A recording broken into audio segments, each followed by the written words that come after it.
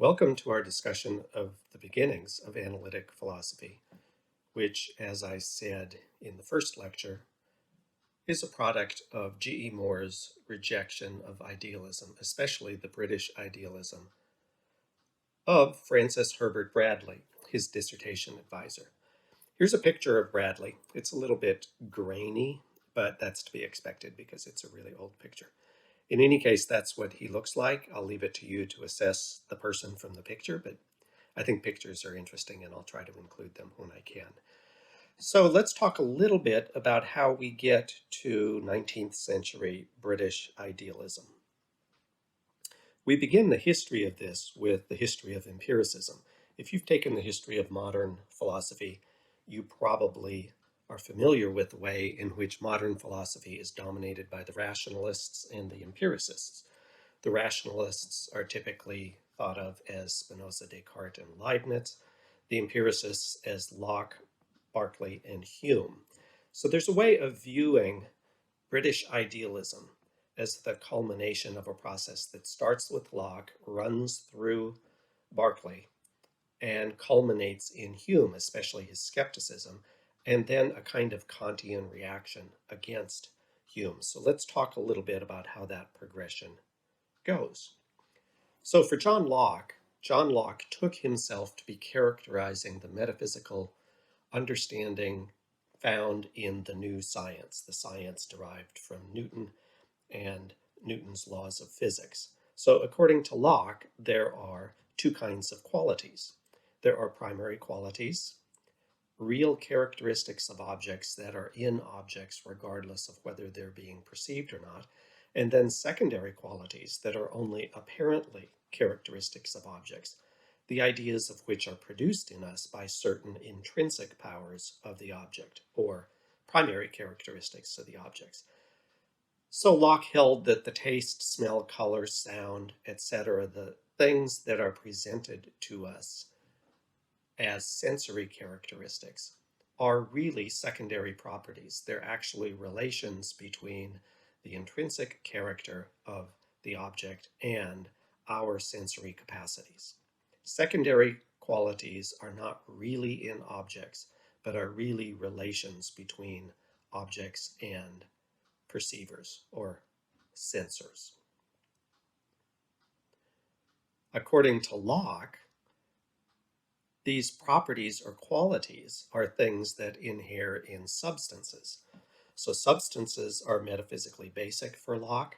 They are the things in which qualities and powers to produce qualities inhere. That which is the subject of the qualities or properties.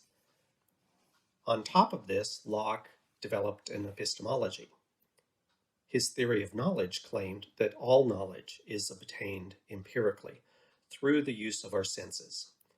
Objects produce ideas in us which resemble the intrinsic characteristics of the object itself, in the case of primary qualities. In the case of secondary qualities, there's no such resemblance.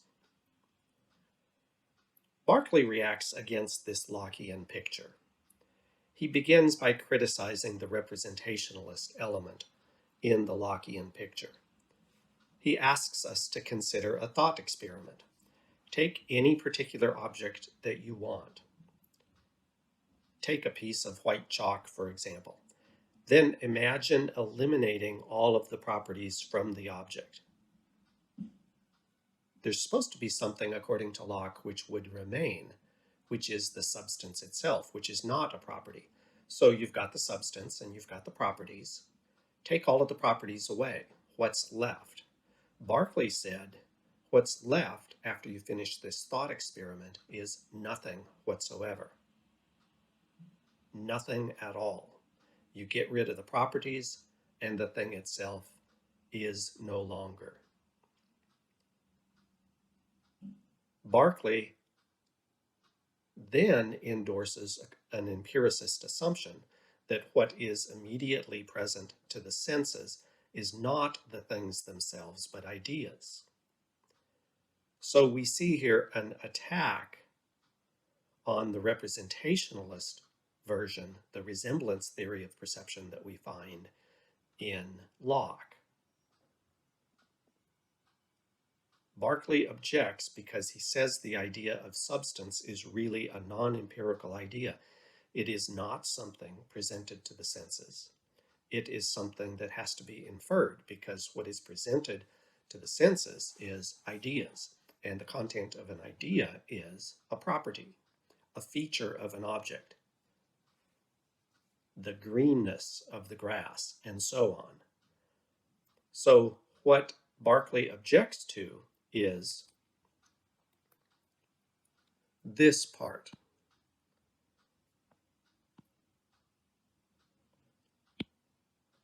The theory of knowledge that Locke is endorsing says all knowledge has to be obtained empirically. So where did we get this idea of a substance? It's not presented to us through the senses, because what's presented to us through the senses are ideas, and ideas either resemble the intrinsic characteristics of the objects or they don't. But in either case, what we're talking about are qualities, not substances. This isn't something that caught Locke by surprise. Locke said, "What is substance?" And his account of it is this: substances are something we know not what. Substances are something we know not what. That means Locke is endorsing a kind of skepticism about substance. He thinks we're required to posit them because properties have to inhere in something or other, but that we're never acquainted with this thing. They are theoretical posits rather than something that's presented to the senses, in which case we now have something that we know must exist, but which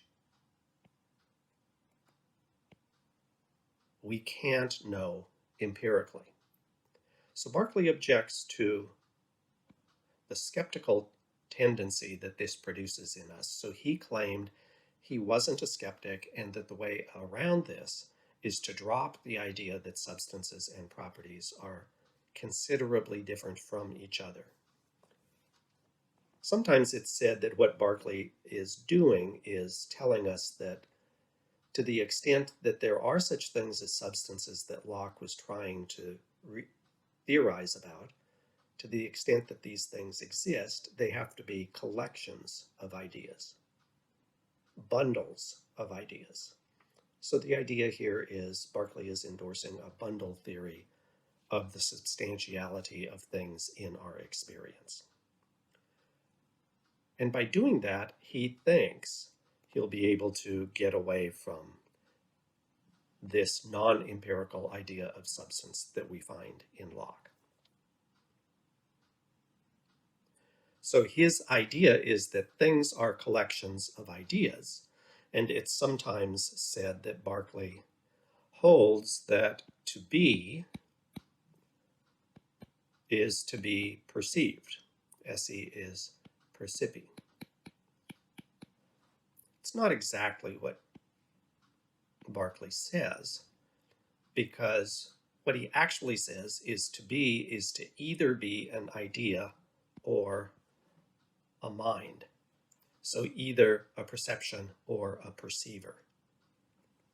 Minds are the things in which ideas are contained. There are many finite minds, according to Berkeley, like you and me. And there is also, Berkeley holds, an infinite mind, which is God. The infinite mind turns out to be theoretically fruitful for Berkeley's metaphysics, because if things are just collections of ideas and each of us are finite beings, then it would seem that there are gaps to be found in nature. For example, does a tree continue to exist when nobody's looking at it, nobody's observing it? If you have an infinite mind that is encompassing all of reality at every point in time, there's never a time at which the tree exists but is not perceived. But there clearly are trees that are not being perceived by any cognitive being other than God. So you'd get a gappy kind of metaphysics if you didn't have this infinite mind in your ontology. Berkeley does, so he's happy with the results, which is God's always looking. All right, so we get Berkeley rejecting Locke's view because Locke has a non-empirical element in his metaphysics, namely the notion of substance.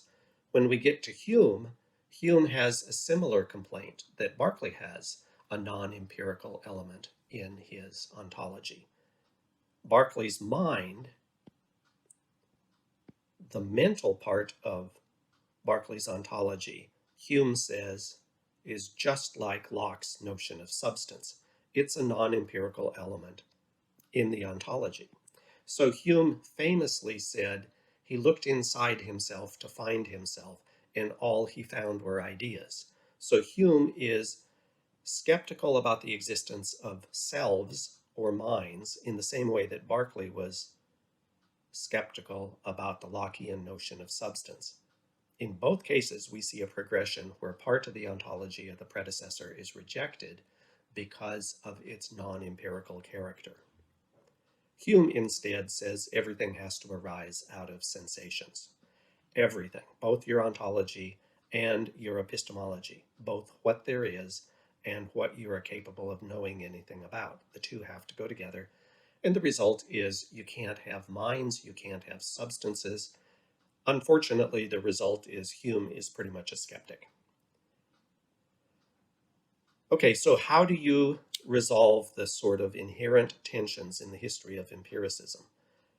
It looks like the culmination is the wedding of empiricism and skepticism that we find in Hume. Famously, Kant takes this as his starting point. Hume apparently awoke him from his dogmatic slumbers, and he developed his own version of idealism. Some people don't think of it as a version of idealism, but Kant described it as a transcendental idealism. At this point, you can have the feeling that the terms we're using are getting a bit slippery. And of course, that's a problem that you find throughout the entire history of philosophy. We have to be careful to say exactly what we mean by idealism and what we mean by realism. But in this case, there's an alternative version, a post-Kantian version, where the central element of Kant's transcendental idealism is this bifurcation of the ontology, the reality, what there is, into the phenomenal realm, the realm of experience, and the noumenal realm.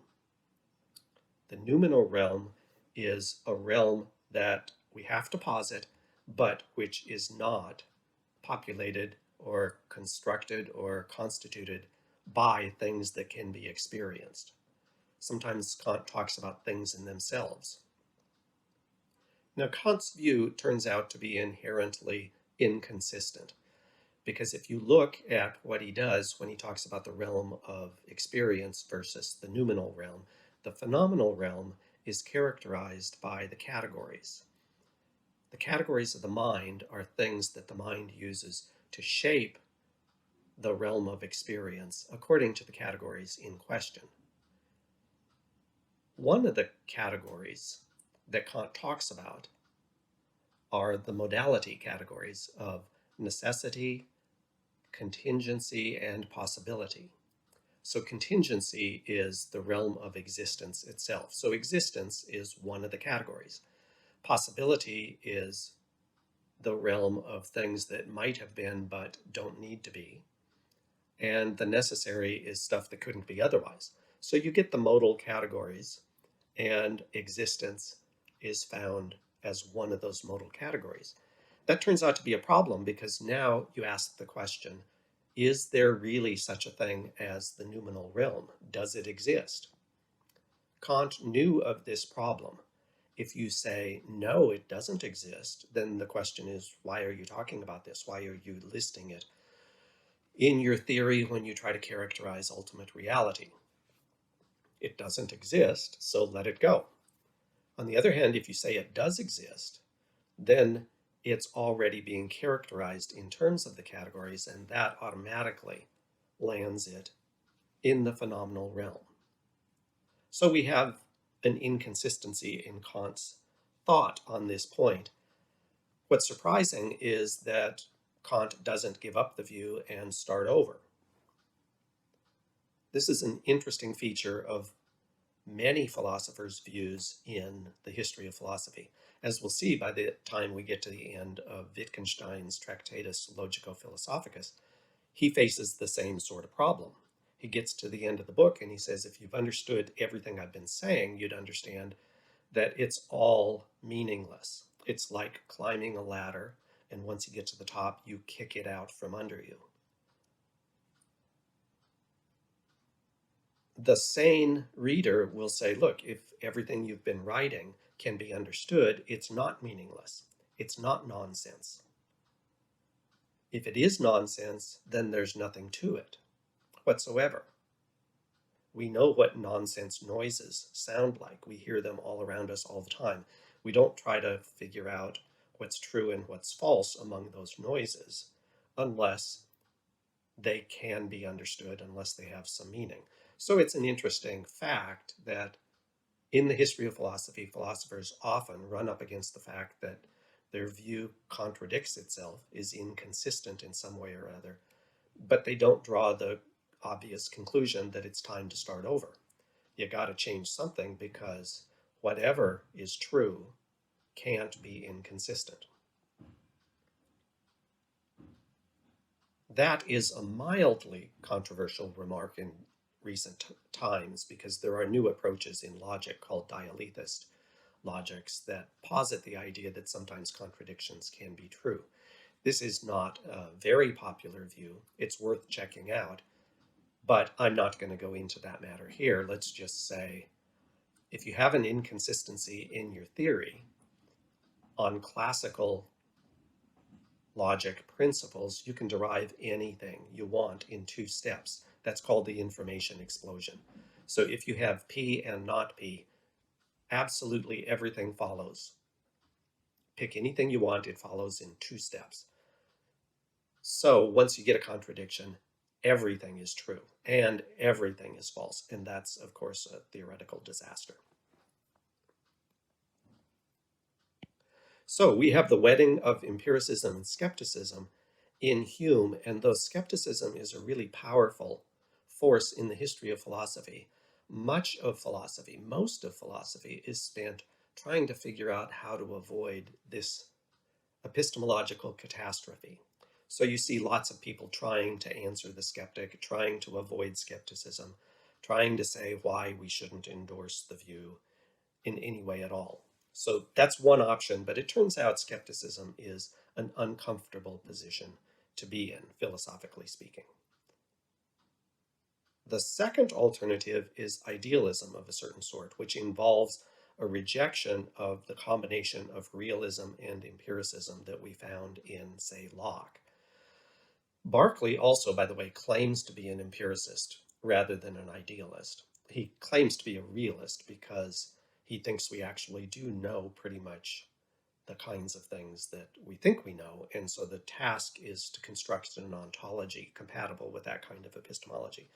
I think this is cheating a bit on the notion of realism and idealism, but that happens a lot. If you're attracted to the idea that you're a realist, once you give up the view, then you try to redefine the terms. Think of this as the analog of what we find among, say, 20th century theologians of the Christian religion, such as Paul Tillich. Paul Tillich claims to be an atheistic Christian. So as soon as somebody claims things like that, you should suspect that somebody's playing fast and loose with the ordinary meanings of the terms rather than honoring them. So here, realism and idealism ought to be thought of as incompatible views. As I understand metaphysical realism and metaphysical idealism, the difference between the two has to do with the notion of whether reality outstrips our capacities to know it. So in particular, think of Descartes' evil demon world. In Descartes' evil demon world, the evil demon confuses you about almost everything. Descartes thinks he's got a couple of things that survive it. But to the extent that there are things that could be true but unknowable, To that extent, you are a realist. If you think there are things that are simply undetectable, you are a realist. This gets complicated if you're also a theist who thinks that God is omniscient, because that lands you in the idealist camp automatically. So some refinements are going to be needed about what it takes to be a metaphysical realist or a metaphysical idealist. But in any case, the focus on Cartesian evil demon worlds and the possibility of unknowable truths is the central distinctive feature of realism in some sense or other. So instead of wedding empiricism and skepticism as Hume does, you might be a realist empiricist. So you'd be a partial skeptic, perhaps about some things, but an empiricist about stuff that could be known. That's Locke. The alternative, or one alternative to this, is idealism. And if you endorse idealism, you would start the way Berkeley does. Nothing resembles an idea like another idea. And there's nothing even remotely alike between things so dramatically different as ideas and non-ideas. It was standard fare for idealists to say there can't be any non-ideal stuff, the kind of substances that Locke was talking about, since we have thoughts about them. They found this idea laughable, the idea that there can be non-ideal stuff. The thought itself is contradictory, they said. Now think about it this way. You think there can be stuff that's not ideal, not in the form of ideas. Tell me what that is. And then you say something like what Locke says. Well, there's this stuff. And then the idealist laughs. He laughs because he says, you just expressed an idea of yours, and you said it wasn't an idea. You have this idea of stuff, but that's an idea. You said the stuff is not an idea. It's not ideal, but that's laughably inconsistent. Now, there's something wrong and sophistical about that sort of reaction, but that was the standard reaction. We'll see what is wrong and sophistical about it when we read G.E. Moore's Refutation of Idealism.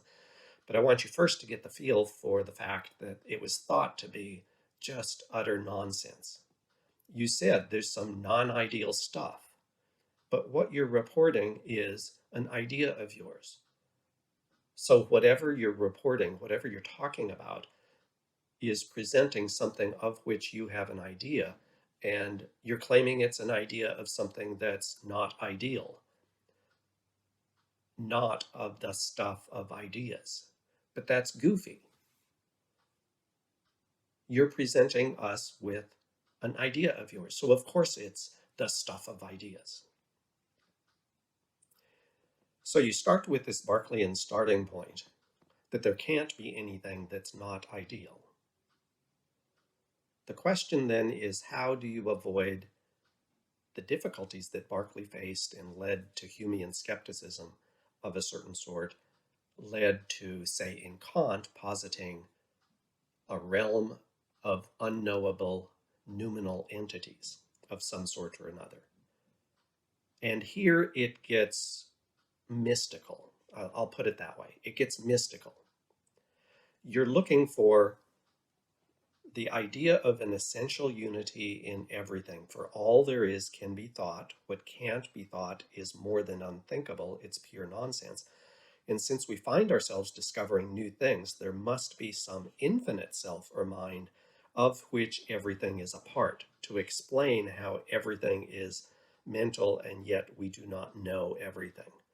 Or, as you might put it, that there's a distinction between what you and I think and what reality itself is, since reality itself can't be something other than what's made up of ideas. We look to find the infinite self, and that's where you get the absolute monism, monistic idealism, that characterizes Bradley's work.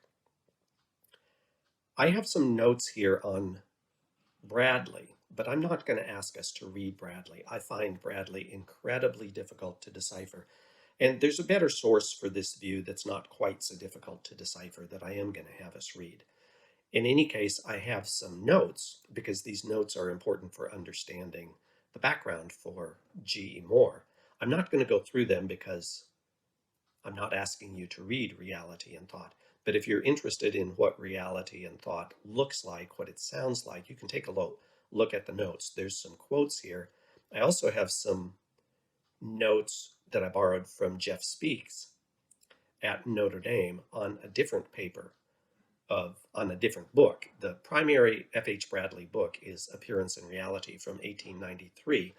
The paper that I have notes on here is from 1888. Did I say 19 for 1900s for Appearance and Reality? It's 1893. So if you want to see what appearance and reality is like, you can look at that. The paper that I talked about, Reality and Thought, that I put up notes about, starts from the idea that thought and reality must be different. And if you don't think that, there's something really strange going on in your head. I mean, the difference between appearance and reality is one of the most obvious facts there could ever be. Some things aren't as they appear to be, and some things that appear to be the case have no linkage at all to reality. So Bradley takes it as his task that he has to be able to sustain this difference between thought and reality and explain how it holds without, in his case, generating a commitment to Kantian unknowable things in themselves.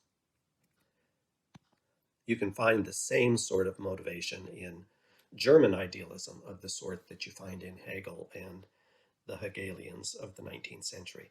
But in any case, that's what's going on in Reality and Thought. It predates Appearance and Reality by 5 years, and Reality and Appearance